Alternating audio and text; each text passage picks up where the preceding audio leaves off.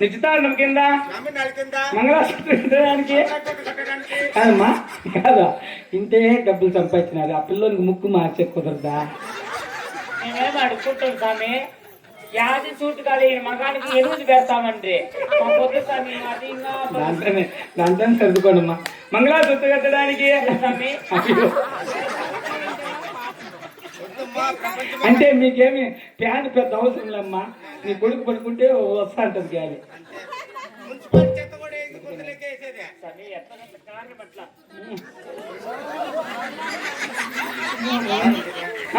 ఎత్తే వారికి నగరి న్యాయవారికి నిత్తాన్ని కింద మంగళసూత్రం కట్టడానికి ఉండే పోలారాలు వేసేయండి అమ్మా.